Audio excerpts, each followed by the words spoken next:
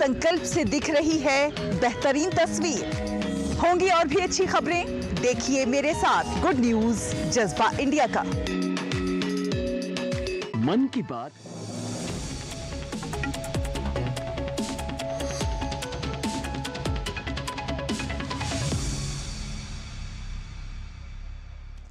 नमस्कार, स्वागत है आप सभी का डीडी न्यूज के इस खास बुलेटिन एक्सप्रेस 100 में, जहां हम आपके लिए लेकर आते हैं राजनीति, मनोरंजन, देश दुनिया, खेल और व्यापार जगत की सभी बड़ी खबरों को एक्सप्रेस यानी कि फटाफट अंदाज में। आपके साथ मैं हूं संध्या शर्मा। तो देखिए खबरें तेज रफ्तार से। पहलगाम हमले के बाद कार्रवाई तेज हुई है। इसके मद्देनजर एसआईटी ने 150 लोगों से की पूछताछ। आतंकी हमले में शामिल तीनों आतंकवादियों की पहचान हो गई। तीनों लश्कर से जुड़े हैं। इनमें से एक अनंतनाग का आदिल हुसैन ठोकर, दूसरा अली भाई उर्फ तलहा भाई, जबकि तीसरे का नाम हासिम मूसा उर्फ सुलेमान है। अली भाई और हासिम मूसा दोनों ही पाकिस्तान के रहने वाले हैं। जम्मू कश्मीर में पहलगाम हमले के बाद जम्मू कश्मीर के बांदीपोरा जिले में आतंकवादियों और सुरक्षा बलों के बीच मुठभेड़ हुई। अधिकारियों के मुताबिक सुरक्षा बलों ने इलाके में आतंकवादियों की मौजूदगी की सूचना मिलने के बाद बांदीपुरा जिले के कुलनार बाजीपुरा इलाके में घेराबंदी और तलाशी अभियान शुरू किया। छिपे हुए आतंकवादियों द्वारा सुरक्षा कर्मियों पर गोलीबारी करने के बाद तलाशी अभियान मुठभेड़ में बदल गया। पहलगाम हमले में शामिल आतंकवादियों के दक्षिण कश्मीर में स्थित मकान ध्वस्त कर दिए गए। आधिकारिक सूत्रों के अनुसार पुलवामा के त्राल इलाके में आसिफ शेख और अनंतनाग के बिजभेरा इलाके में आदिल ठोकर के मकान को नियंत्रित विस्फोटों से के जरिए गिराया गया।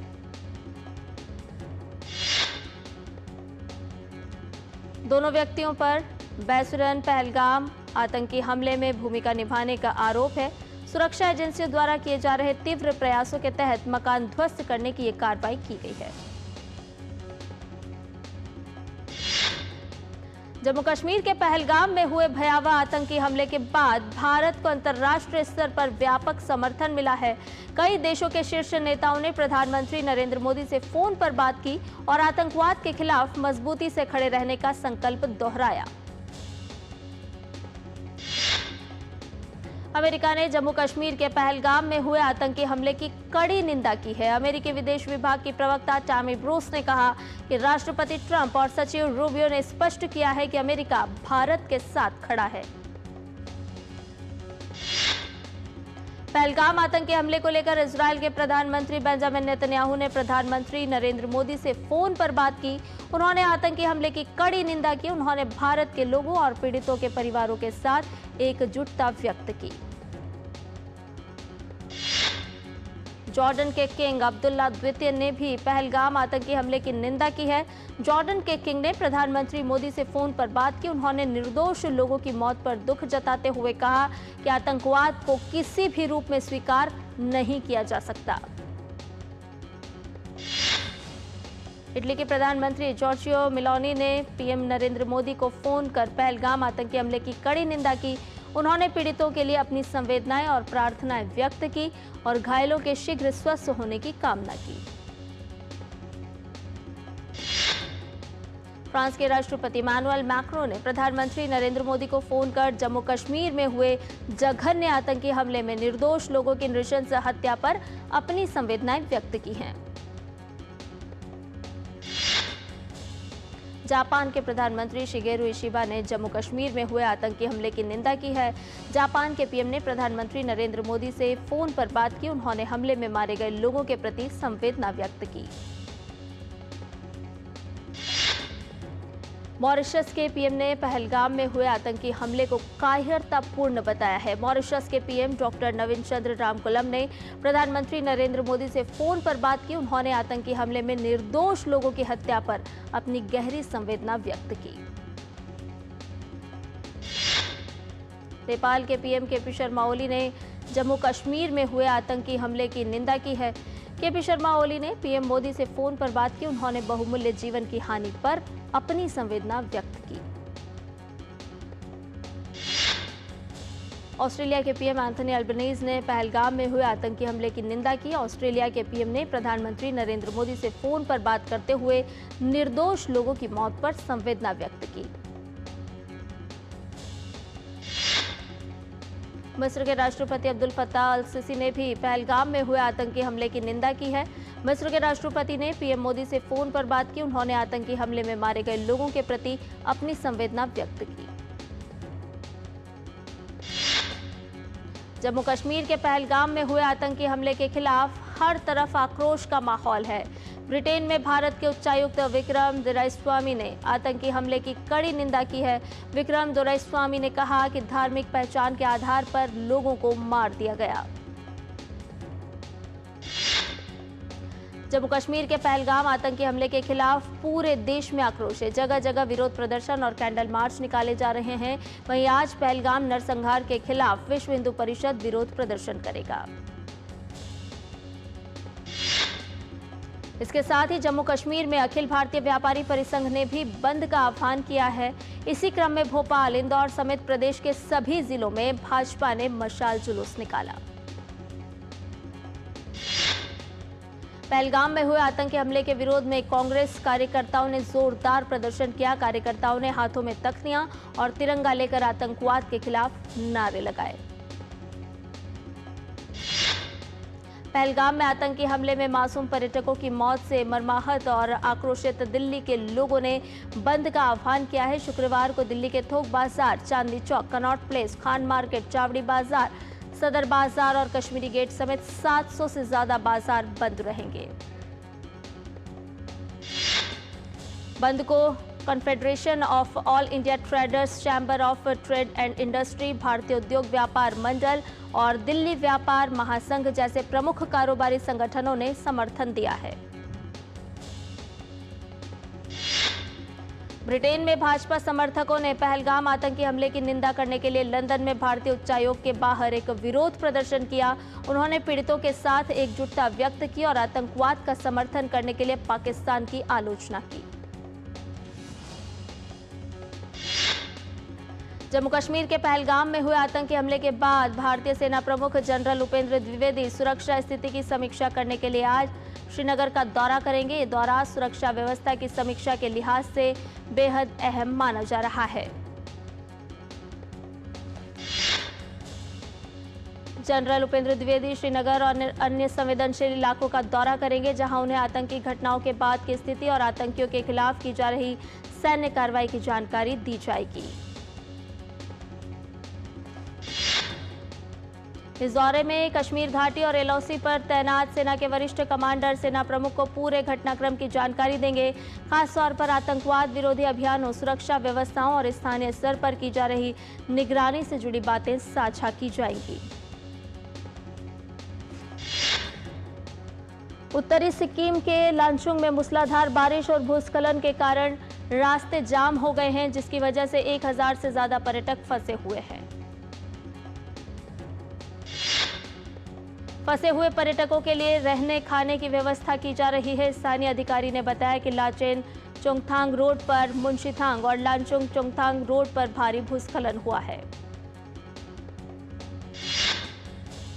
हालांकि चोंगथांग तक सड़क खुली है, लेकिन भारी बारिश के कारण रात के समय वहां पहुंचा नहीं जा सकता। फिलहाल सभी टूर ऑपरेटर्स को निर्देश दिए गए हैं कि वो अभी अपने पर्यटकों को उत्तरी सिक्किम ना भेजें। राष्ट्रपति द्रौपदी मुर्मू पोप फ्रांसिस के राजकीय अंतिम संस्कार में शामिल होने के लिए इटली रवाना हो गई हैं। राष्ट्रपति वेटिकन सिटी में सेंट पीटर के बेसिलिका में पुष्पांजलि अर्पित करके पोप फ्रांसिस को श्रद्धांजलि अर्पित करेंगी। राष्ट्रपति भारत सरकार और भारत के लोगों की ओर से संवेदना व्यक्त करने के लिए 2 दिवसीय दौरे पर रहेंगी। 26 अप्रैल को राष्ट्रपति वेटिकन सिटी में सेंट पीटर स्क्वायर में पोप फ्रांसिस के अंतिम संस्कार में शामिल होंगी, जिसमें दुनिया भर के गणमान्य व्यक्ति शामिल होंगे। उत्तर प्रदेश के लखनऊ में हजरतगंज मेट्रो स्टेशन के पास एक इमारत में आग लग गई। दमकल की गाड़ियां आग पर काबू पाने के लिए मौके पर मौजूद है। इमारत में रहने वाली 2 महिलाओं को रेस्क्यू कर लिया गया है, जिसमें किसी की कोई जनहानि नहीं हुई है। आग लगने का कारण अभी पता नहीं चल पाया है। राजस्थान के कई हिस्सों में अधिकतम तापमान 41 डिग्री सेल्सियस से ऊपर दर्ज किया गया, जबकि बाड़मेर और वनस्थली सबसे ज्यादा गर्म रहे। इस वजह से लोगों को भीषण गर्मी का सामना करना पड़ रहा है। मौसम विभाग के जयपुर केंद्र के निर्देशक राधेश्याम शर्मा के अनुसार अगले 5 दिनों तक प्रदेश का मौसम शुष्क बना रहेगा। इस दौरान अधिकतम तापमान में 2 डिग्री से 5 डिग्री सेल्सियस तक वृद्धि हो सकती है।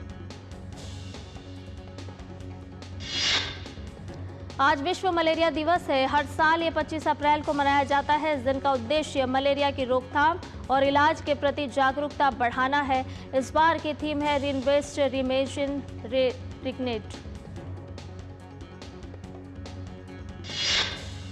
जम्मू कश्मीर के उधमपुर जिले में मुठभेड़ में अपनी जान गंवाने वाले 6 पैरा एसएफ के हवलदार झंटू अली शेख को श्रद्धांजलि दी गई। मुठभेड़ के दौरान टूडू बसंतगढ़ इलाके में हवलदार झंटू अली शेख गंभीर रूप से घायल हो गए थे। चंडीगढ़ में डेरा बस्सी स्थित यूनिवर्सल ग्रुप ऑफ इंस्टीट्यूशंस में कश्मीरी छात्रों पर हुए हमले की खबर सामने आई है। पंजाब में जम्मू कश्मीर के छात्रों की सुरक्षा के पुख्ता इंतजाम करने को कहा गया है। पहलगाम आतंकी हमले में आतंकवादियों द्वारा मारे गए एन रामचंद्रन के बेटे अरविंद ने अपनी आप बीती सुनाई। उन्होंने बताया कि उनसे आतंकवादियों ने कलमा पढ़ने के लिए कहा। उनके पिता को समझ में नहीं आया कि उनसे क्या पूछा जा रहा है, इसलिए आतंकवादी ने तुरंत मेरे पिता के सिर में गोली मार दी। पहलगाम हमले को लेकर कश्मीर घाटी समेत पूरे देश में आक्रोश है। श्रीनगर में पर्यटन के केंद्र डल झील में पर्यटकों की आमद ना के बराबर है, जिससे शिकारा संचालक, हाउस बोट मालिक समेत सभी व्यवसायी बेहद मायूस हैं। पर्यटन उद्योग से जुड़े हर एक व्यक्ति ने इस घटना की निंदा की है। इस हमले में श्रीनगर के डल झील में पर्यटकों की संख्या में कमी आई है। विश्व ऑडियो विजुअल और मनोरंजन शिखर सम्मेलन से पहले क्रिएट इन इंडिया चैलेंज कई लोगों को अपने जीवन को बदलने का अवसर दे रहा है। इसका एक बेहतरीन उदाहरण क्षितिज नागेश खोड़वे हैं, जो पुणे महाराष्ट्र से हैं और प्रतिष्ठित रेजोनेट द ईडीएम चैलेंज में एक उल्लेखनीय फाइनलिस्ट के रूप में उभरे हैं। जम्मू कश्मीर के उधमपुर जिले में मुठभेड़ में अपनी जान गंवाने वाले 6 पैरा एसएफ के हवलदार झंटू अली शेख को श्रद्धांजलि दी गई। मुठभेड़ के दौरान टूडू बसंतगढ़ इलाके में हवलदार झंटू अली शेख गंभीर रूप से घायल हो गए थे। भारतीय सेना ने उनके सर्वोच्च बलिदान को नमन किया।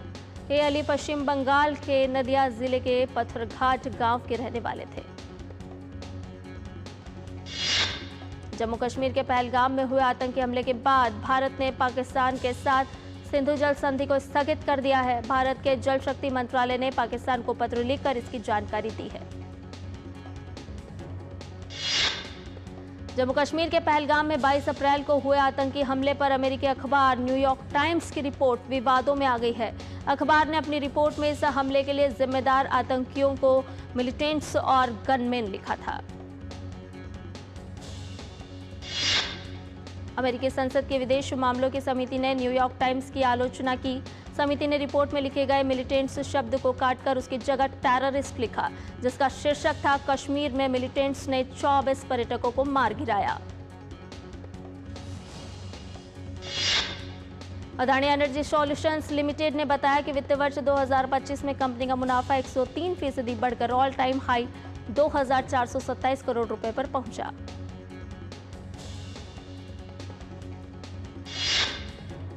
और बुलेटिन में फिलहाल रुक रहे एक छोटे से ब्रेक के लिए, जल्द हाजिर होंगे। जब धरती चीर कर निकलता है लोहे का पत्थर और मिलता है मोंगिया के जोश से, फिर तपता है, पिघलता है और बनता है फौलाद। अब होता है सरिया सारी खूबियों के साथ। मोंगिया स्टील, मजबूत देश का मजबूत सरिया। जो लक्ष्य चुना था समझ आने लगा है। जीएलए यूनिवर्सिटी, उच्च लक्ष्य की निश्चित प्राप्ति।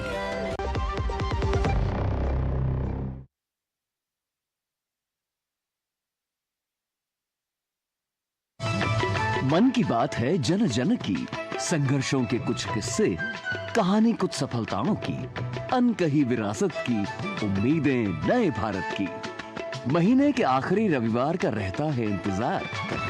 ब्रह्मपुत्र के घाट से हिमालय के विस्तार तक होती है मन की बात प्रधानमंत्री के साथ।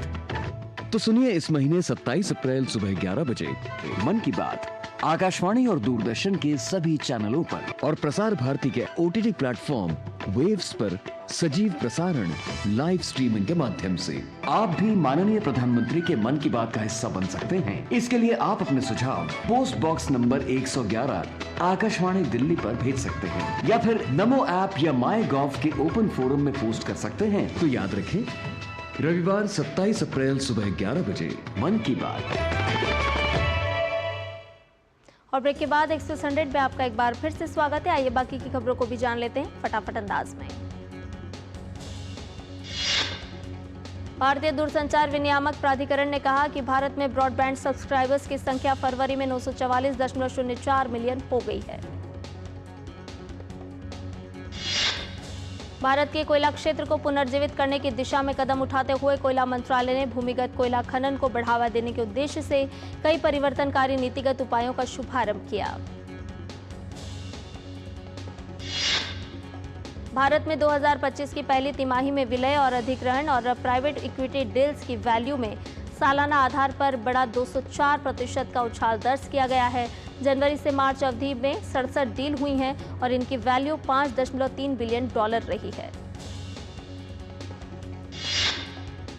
डिजिटल इंफ्रास्ट्रक्चर उपलब्ध कराने वाली कंपनी ब्लैक बॉक्स लिमिटेड ने ऐलान किया कि कंपनी के लिए मार्च तिमाही वित्त वर्ष 2024-25 में सबसे मजबूत रही।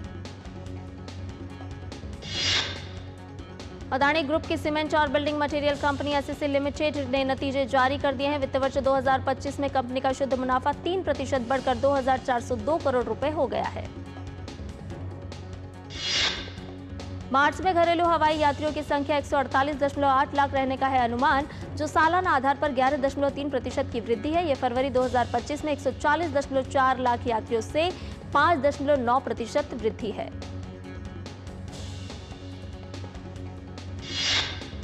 केंद्र सरकार की ओर से भारत की बढ़ती ऊर्जा जरूरतों को पूरा करने और किसानों की आय को बढ़ाने के लिए एथेनॉल को बढ़ावा दिया जा रहा है और इसी क्रम में अब असम में भी बायो एथेनॉल प्लांट करीब तैयार हो गया है।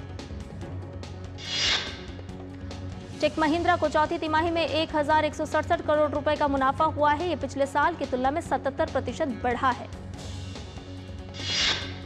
डेटा और एआई क्षेत्र की कंपनी डेटाब्रिक्स ने डेटा और आर्टिफिशियल इंटेलिजेंस में नवाचार को रफ्तार देने के लिए अगले 3 साल के दौरान भारत में $25 करोड़ से ज्यादा का रणनीतिक निवेश करने का ऐलान किया। इस साल की पहली तिमाही में 1 करोड़ रुपए और उससे अधिक के घरों की मांग में बढ़ोतरी हुई है, जिससे देश में कुल घरों की बिक्री का आंकड़ा 65,000 से ज्यादा हो गया है। केंद्रीय प्रत्यक्ष कर बोर्ड ने 10 लाख रुपए से अधिक कीमत वाली लग्जरी वस्तुओं जैसे कलाई घड़ी, हैंडबैग, धूप का चश्मा और स्पोर्ट्स वियर पर 1% टैक्स कलेक्शन एट सोर्स को तत्काल प्रभाव से लागू करने के लिए नए नियमों को अधिसूचित किया है। आर्ट से जुड़ी वस्तुएं जैसे पेंटिंग और मूर्तियां, नौकाएं, होम थिएटर सिस्टम और रेसिंग या पोलो के लिए घोड़े भी इस लिस्ट का हिस्सा हैं। सीबीडीटी अधिसूचना में कहा गया है कि लग्जरी वस्तुओं की इस सूची पर टैक्स 22 अप्रैल से लागू कर दिया गया है। इटर्नल जोमेटो ने स्पष्ट किया है कि कंपनी के फूड डिलीवरी बिजनेस के सीईओ राकेश रंजन ने अपने पद से इस्तीफा नहीं दिया है। वैश्विक अनिश्चितता के बीच देश में व्हाइट कॉलर हायरिंग में मार्च में सालाना आधार पर 38% की वृद्धि दर्ज की गई। इस वृद्धि को भारत के ग्लोबल बिजनेस में बढ़ते महत्व के संकेत के तौर पर देखा जा रहा है। Global brokerage firm UBS group AG ने भारत को अंडरवेट से अपग्रेड कर न्यूट्रल कर दिया है। यह अपग्रेड ऐसे समय आया है जब अमेरिकी राष्ट्रपति डोनाल्ड ट्रंप की ओर से टैरिफ में बढ़ोतरी के कारण अंतर्राष्ट्रीय व्यापार अनिश्चितता के दौर से गुजर रहा है। यूबीएस का कहना है कि भारत की घरेलू अर्थव्यवस्था मजबूत है और प्रतिकूल परिस्थितियों में भी प्रति शेयर आय में बढ़त बनी हुई है। वहीं कच्चे तेल की कीमतों में गिरावट से भी देश की अर्थव्यवस्था को फायदा होगा। एनपीसीआई भीम सर्विसेज लिमिटेड ने भीम ऐप पर यूपीआई सर्कल नाम का एक नई सुविधा शुरू की है, जिसके जरिए यूजर्स अपने यूपीआई अकाउंट से 5 विश्वसनीय लोगों को पेमेंट की इजाजत दे सकते हैं। हर लेन देन के लिए खाता धारक को रियल टाइम में मंजूरी देनी होगी। जब वो लोग पेमेंट करेंगे तो आपको भीम ऐप में नोटिफिकेशन मिलेगा और आपको अपना यूपीआई पिन डालकर मंजूरी देनी होगी, यानी आप हर ट्रांजैक्शन पर पूरा कंट्रोल रख सकेंगे। नेशनल स्टॉक एक्सचेंज ने small and medium enterprises platform से मेन बोर्ड में माइग्रेशन के लिए पात्रता मानदंडों में बदलाव किया है। नए नियमों के मुताबिक एसएमई कंपनी को कम से कम 3 साल तक एनएसई के एसएमई प्लेटफॉर्म पर लिस्टेड रहना होगा। कंपनी की चुकता इक्विटी पूंजी कम से कम 10 करोड़ रुपए होनी चाहिए। ये नए नियम 1 मई 2025 से प्रभावी होंगे। इसका उद्देश्य मेन बोर्ड में जाने वाली कंपनियों की क्वालिटी और स्टैंडर्ड सुनिश्चित करना है। अमेरिका के राष्ट्रपति डोनाल्ड ट्रंप ने ईरान के साथ परमाणु समझौते पर सकारात्मक वार्ता पर जोर दिया। ट्रंप ने कहा कि समझौते को लेकर अमेरिका काफी अच्छा कर रहा है। हम काफी निर्णय ले सकते हैं जिससे कई सारी जिंदगियां बचाई जाएंगी। यूक्रेन की राजधानी कीव पर रूस की ओर से किए गए घातक हमले के बाद अमेरिकी राष्ट्रपति डोनाल्ड ट्रंप ने रूस के राष्ट्रपति व्लादिमीर पुतिन पर बमबारी रोकने को कहा है। हमले से दोनों पक्षों को भारी जानमाल का नुकसान उठाना पड़ा है और अब समय आ गया है कि इस संघर्ष को बातचीत के जरिए सुलझाया जाए। ट्रंप की टिप्पणी ऐसे समय में आई है जब दुनिया इस युद्ध को बंद करने का आग्रह कर रही है और शांति की उम्मीद कर रही है। डेमोक्रेटिक रिपब्लिक ऑफ कांगो की सरकार और रवांडा समर्थित M23 विद्रोहियों ने एक व्यापक शांति समझौते की दिशा में काम करते हुए लड़ाई रोकने पर सहमति जताई है। ये जानकारी उनके संयुक्त बयान में दी गई है। ब्रिटेन ने रक्षा और आंतरिक मंत्रालय तथा जनरल इंटेलिजेंस निदेशालय सहित 12 सीरियाई सरकारी संस्थाओं पर से अपने प्रतिबंध को हटा लिया है। अमेरिकी विदेश मंत्री मार्को रूबियो ने एक साक्षात्कार में कहा कि अगर ईरान ट्रंप प्रशासन के साथ बातचीत के दौरान कोई समझौता करना चाहते हैं तो सशस्त्र संघर्ष के खतरे को टालना चाहते हैं तो उसे सभी परमाणु संवर्धन को त्यागना होगा। न्यू जर्सी के अटलांटिक महासागर के तटीय शहरों के पास पाइनलैंड्स में तेजी से आग फैल रही है और ये राज्य में लगभग 20 वर्षों में सबसे बड़ी आग बनने का खतरा है। मिस्र के राष्ट्रपति अब्देल फतेह अल सीसी ने इटली के विदेश मंत्री एंटोनियो तजानी से मुलाकात में द्विपक्षीय संबंधों और क्षेत्रीय मुद्दों पर चर्चा की। राष्ट्रपति के बयान में कहा गया है कि चर्चा विशेष रूप से अर्थव्यवस्था, व्यापार और निवेश जैसे प्रमुख क्षेत्रों में द्विपक्षीय सहयोग बढ़ाने पर केंद्रित रही। लोगों ने गुरुवार को पोप फ्रांसिस को अंतिम श्रद्धांजलि अर्पित की, जिनका पार्थिव शरीर शनिवार को उनके अंतिम संस्कार से पहले सेंट पीटर्स बेसिलिका में रखा गया। यूक्रेन के राष्ट्रपति व्लादिमीर ज़ेलेंस्की अपना दक्षिण अफ्रीकी दौरा बीच में ही छोड़कर स्वदेश लौट गए। रूस के यूक्रेन की राजधानी कीव पर किए गए हमले के चलते ज़ेलेंस्की ने दौरे के बीच से ही वापस लौटने का फैसला किया। इंडियन प्रीमियर लीग में 43वें मैच में आज चेन्नई सुपर किंग्स का सामना सनराइजर्स हैदराबाद से होगा। आईपीएल के आज के मुकाबले में दोनों टीमों के लिए करो या मरो वाला मैच है। रॉयल चैलेंजर्स बेंगलुरु ने अपने होम ग्राउंड चिन्नास्वामी स्टेडियम में सीजन का पहला मैच जीता। रॉयल चैलेंजर्स बेंगलुरु की टीम इस जीत के साथ आईपीएल अंक तालिका में 12 अंकों के साथ तीसरे पायदान पर पहुंच गई है। रॉयल चैलेंजर्स बेंगलुरु की टीम इस जीत के साथ आईपीएल अंक तालिका में 12 अंकों के साथ तीसरे पायदान पर है। अब खिलाड़ियों के लिए हर जरूरी दस्तावेज उनकी जेब में होंगे। खेल मंत्री मनसुख मांडविया ने गुरुवार को खिलाड़ियों के लिए डिजी लॉकर सुविधा शुरू की। खिलाड़ियों के लिए चोट बड़ी समस्या बनकर उनके आगे नहीं आए, इसके लिए दिल्ली के इंदिरा गांधी स्टेडियम स्थित राष्ट्रीय खेल विज्ञान एवं अनुसंधान केंद्र में खेल पुनर्वास प्रकोष्ठ का खेल मंत्री मनसुख मांडविया ने उद्घाटन किया। चोटिल खिलाड़ियों के लिए समग्र पुनर्वास सुविधा का केंद्र खिलाड़ियों को न केवल फिट रखेगा बल्कि उन्हें अपने लक्ष्य पर बेहतर तरीके से फोकस करने में भी मदद करेगा। 2 बार के चैंपियन कार्लोस अल्कराज ने चोट के कारण Madrid open ATP 1000 masters event से नाम वापस ले लिया है। मोरक्को के स्ट्राइकर अलादीन अजराई की शानदार हैट्रिक की मदद से नॉर्थ ईस्ट यूनाइटेड एफसी ने मोहम्मडन स्पोर्टिंग को 6-0 से हराकर गुरुवार को Kalinga super cup quarter final में प्रवेश किया। राधिका आप्टे की आगामी फिल्म सिस्टर मिडनाइट है। फैंस को फिल्म का बेसब्री से इंतजार है। इमरान हाशमी की फिल्म ग्राउंड जीरो सिनेमा घरों में हुई रिलीज। फिल्म में इमरान बीएसएफ अधिकारी की भूमिका में है।